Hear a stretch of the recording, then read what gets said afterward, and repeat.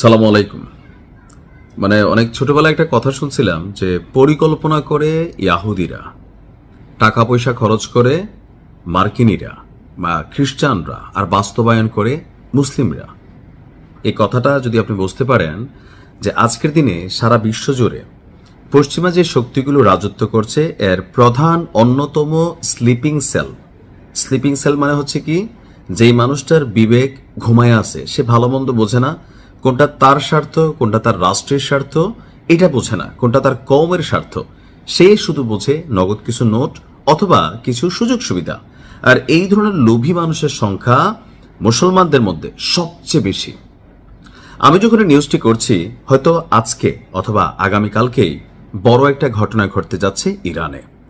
মার্কিন যুক্তরাষ্ট্রের president Donald Trump তিনি বলছিলেন যে স্থল অভিযান শুরু হবে। তো আমরা ভেবে নিয়েছিলাম যে পারস্য বা আরব উপসাগরে বা ভারত মহাসাগরে অপেক্ষমান যেই মার্কিন যুক্তরাষ্ট্রের নৌবহরগুলো আছে সেখান থেকে হয়তো কোনো কমান্ডো বাহিনী তারা আপনার ইরানে প্রবেশ করবে। কিন্তু সবাইকে অবাক করে দিয়ে মুসলিমদের মধ্যে গুতাগুতি লাগাইয়া এই মধ্যপ্রাচ্যকে অস্থির করে রাখার পিছনে যেই সুদূর প্রসারী পরিকল্পনা ছিল, আজকে মাঠ পর্যায়ে তারই বাস্তবায়ন আমরা দেখতে যাচ্ছি।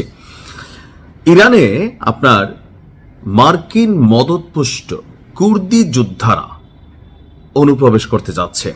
টার্গেট হচ্ছে বর্তমান সরকারের যে ভঙ্গুর অবস্থা, ইরানকে এই মুহূর্তে তিনটা জিনিসের সাথে লড়াই করতে হচ্ছে। প্রথমত পশ্চিমা শক্তি বা ইসরায়েল, দ্বিতীয়ত তার দেশের ভেতর থাকা রাজাকার জনতা,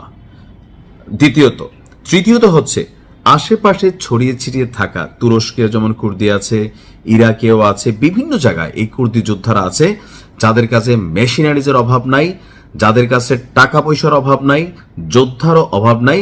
তারা ভাড়াটে যোদ্ধা হিসাবে এতদিন যাবৎ মার্কিন যুক্তরাষ্ট্র বা অন্যান্য যে রাষ্ট্রগুলো তাদেরকে পাইলা পয়সা বড় করছে, আজকে সেটার নামক হালাল করার জন্য না ইরানে ঢুকতেছে।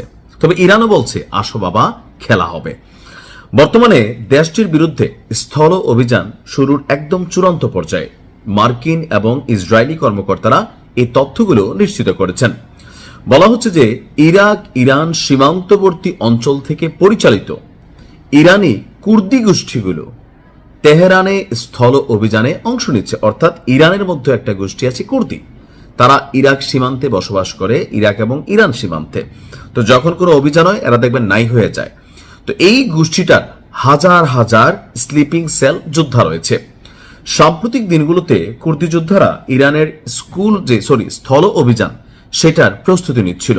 টার্গেট হচ্ছে ইরানি বাহিনীকে চাপে ফেলা এবং ইরান জুড়ে আইআরজিসির বা তাদের যে যোদ্ধাদের যেই টিম আছে সেই টিমকে আপনার নিষ্ক্রিয় করা।